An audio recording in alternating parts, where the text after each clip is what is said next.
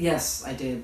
Leaving Gonzales High for Notre Dame was the beginning of a kind of a world tour, if you will. Well, but yeah, after I graduated from Notre Dame, I actually went to Santa Clara for 2 years. Okay. And I really didn't like it my first year. It was really, everybody there was blonde and from Southern California, and I was like, ooh, I don't fit. So at the end of the first quarter, I packed up everything and went back home, but then that switched around.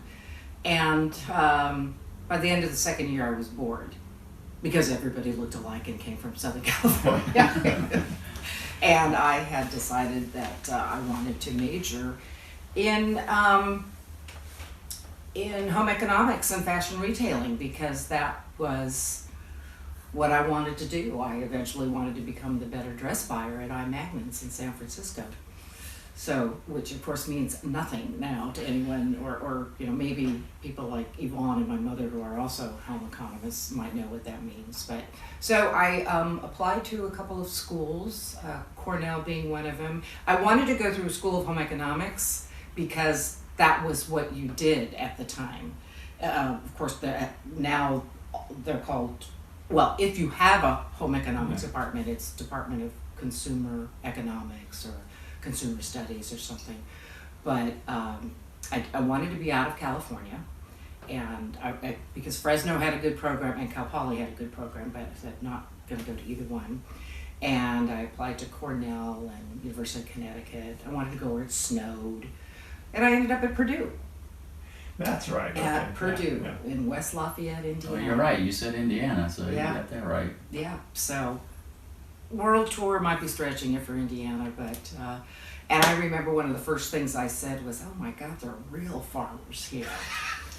The farmers are very different in Indiana than they are here. So did you know anybody there? No, I didn't know anyone, and my mom took me there because, of course, Mom was going to make sure I got settled in, and it was really hard to find a place to live.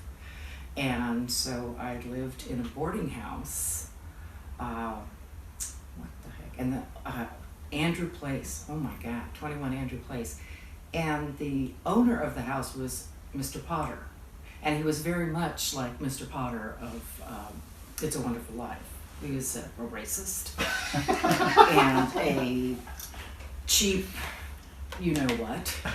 And he would, at the beginning of the term, he would visit us and make sure that we had a tea or something, and we sat around the living room and he spoke to us, and at the time there was a young black woman there, and he of course assumed that she was the housekeeper, and we all, even she at the time, I remember, got a good laugh out of that. You just roll your eyes, but that was 1974, and that was in Indiana. So, but I enjoyed my time there. It was going from Santa Clara of, I don't know, 3,000 students at the time, or could that be right? It could be. Could be, yeah.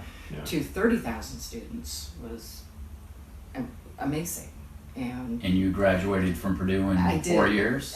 In 2. So I was able to transfer. So yeah, so I did graduate, and at that point, this was 1976. And so I came back out to California after graduation, and it was the bicentennial.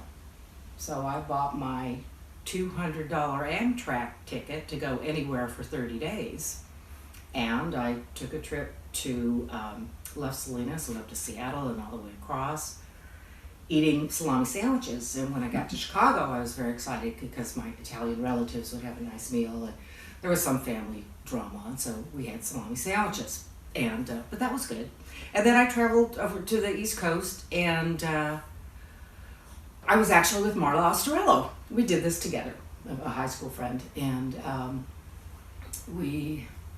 it was stories I'm sure that are faded in the past, but and probably should be, some of them, but it was great. And at the end of that trip, I disembarked in Chicago, and then that was October of 76, 6, and then I left 3 years later in 79. So what'd you do during those 3 years? Well, my first job was at Marshall Fields, and that was it's now a Macy's, but it was a beautiful historical retail shop retail store in downtown, in the Loop in Chicago.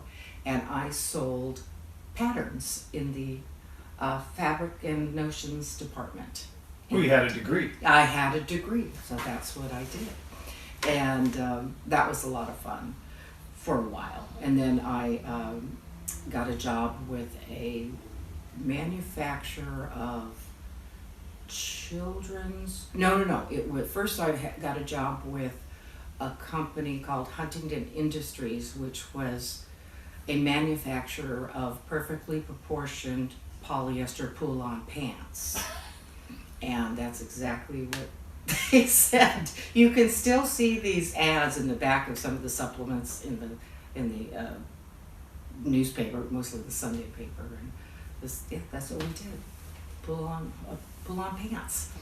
So I was just whatever I was at the time. Anything. You just do your job. Then all we did was get a job. We could, right, at that time. And I remember saying, all I want is to graduate from college and get a job that pays me $10,000 a year. And that'll be great. And I didn't. It was like $7,500 or something like that. So not even that at Marshall Fields, but when I went to work for Huntington Industries. And so I started to work for one of the ladies there. I think her name was Marlene, she was a piece of work. She was something else. She was really smart. She was an engineer. And so I worked with her to learn how long does it take to sew this seam and to change the pattern this way and that, to time cost, what do you call it, cost of whatever, something, costing out what it would take. And of course there was no computers, this was all typewriters, and she would, everything was handwritten, and it is such a vivid memory to this day that whenever she made a mistake, she would take her whiteout and she would carefully white it out, and then she would pick up this piece of paper and just go and blow on the little whiteout to make sure it was dry. It's just a vision that has stayed with me. But she really had some interesting stories. She used to sew parachutes during the war and that sort of thing. So that, she was okay, even though she could be a bitch on wheels. It was. So you're okay. Yeah, I've confused you already. No. Here's kind of, if you could describe the Mission District. I mean, because you went from the Mission, and let's face it, in 1969 we thought Salinas was the big city, and now so you go on to Purdue and then Chicago. Could you kind of describe the Mission where you grew up? Well, seems silly to say it was home. I mean, it was, I loved it, and even now being back a very short period of time, I'm really happy to be back there in my house on the farm with my mom and the little quail who shows up at 7:30 every night. And growing up in the Mission was, it wasn't like we could go outside and play in the streets with our friends, because our friends didn't live right there. Obviously we would have, I guess we would call them play dates, except I don't think we called them that at that time.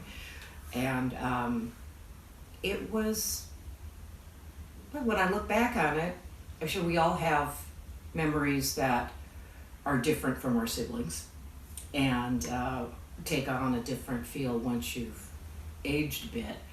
But it was, I liked it. I mean, it was great to be able to just go outside, and I'd often go over we had a dairy farm until 1979, and then they sold the dairy. My dad and his brothers were in farming together, and I would just go look at the cows. I love cows. I love hosting cows, which of course then became an obsession with everybody giving me some hosting cow tchotchke. So I finally said, done with the cows. And but I liked that, and it was in 4-H, and I had my pig named Hugo, and I had a little calf named Klein, which I named after Herb Klein from Gonzales. Oh, really? Remember? Yeah, He was absolutely. a friend of my sister's. Yeah. And then we'd go to the fairs, and then I'd be shocked because I was going to lose my animals, someone eating them. But that never made me a vegetarian.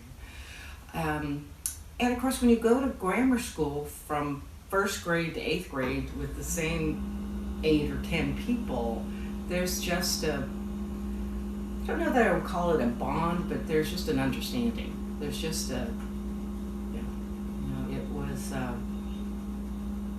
was funny going to mission school. It's very different now. Of course, it's not the same school because it was because of the earthquake concern. So they built a school across the street. So maybe it's a different earthquake line there. You call it fault line. Yeah. Across the street.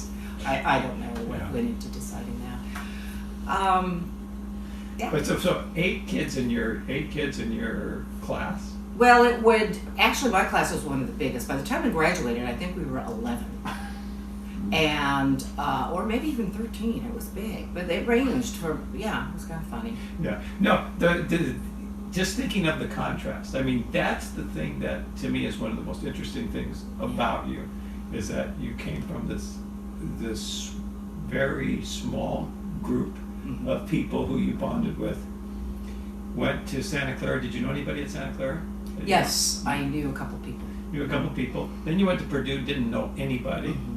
Did you, when you went to Chicago, were you with family there, or were you kind of on your own in Chicago? I lived on my own, but my mother is from Chicago. She was born and raised there, and so I spent a lot of time with her first cousins. So the fact that my mother lived in Chicago until she was maybe 21, 22, and then she came out to California. She got a job. She came out to visit relatives. And this is what I find so funny. We talk about a lot of this now after watching Wheel of Fortune and eating dinner. I love Wheel of Fortune. I want to become one of those people that you call at the end of it and get $5,000. You have to join the club. But she moved out to California, and then she told me she stayed with some cousins on Jones Street in San Francisco. I'm like, oh my God. You know, it's just so funny to know these things, especially having lived in San Francisco, knowing exactly where Jones Street is, and learning about what she did and how one of her cousins took her all over the place, took her to Pinocchio. It was like, whoa, Mom. So anyway, and then this is I'm very good at long, That's okay. long-winded stories to get back to the point. But because Mom, let me back up. Then after San Francisco, she went up to her cousins in Eureka, found out they needed a teacher, a home economics teacher at Gonzales, and that's when she moved down and she met my dad and she stayed there. And the fact that she had grown up in a city, we would learn about that. And when we were old enough, she'd pack us. I'm one of 3 girls, and all 2 years apart. And I'm the youngest, and have to get that in there. And when we could, we'd go up to the city. We'd go up to the city and bus and go to play and go shopping and do things like that. Not every year, not all the time, but and Mom just encouraged us to be interested in things along with farming, which of course I never had any interest in except for Hugo and Klein. My 4-H projects. But so I wasn't so shocked by going to a city that I felt that, because of course I want to be this better dress buyer by Magnons and back in San Francisco someday, that living in the city was just assumed. I wasn't going to stay here. I was never going to come back here. Yeah. And it's not because I thought I was better or that, what the heck does the Salinas Valley have to offer? Everything. They feed the world. And I was always a big supporter of it and loved telling the story. Oh, I grew up on a farm. And so many people just can't believe that I grew up on a farm. And I'm like, oh, you should see me when I'm down on the farm. It's very easy to imagine. So it wasn't scary to me or it wasn't, it was expected. Yeah. It was just what I was going to do. It was kind of so your mother's journey was kind of the opposite of yours. She started in the city, ended up in the mission. Exactly, yeah. And then, but that makes sense, that you were comfortable doing Mm-hmm. that. And your parents were comfortable because here, I mean, it's scary if somebody's kids are going to go to the city to live. Yeah. But your mom knew what it was all about. Yeah. That's interesting. Yeah. Yeah, she was a supporter because she felt that, not that she let us do whatever we wanted to do, but I think that a lot of things we can describe now as generational, right? Her generation was much more controlling, and I don't want to say that my grandparents were controlling. It was they didn't have the broadness of mind to say, sure, go ahead and go to college 2,000 miles away from where you live. So it was mom was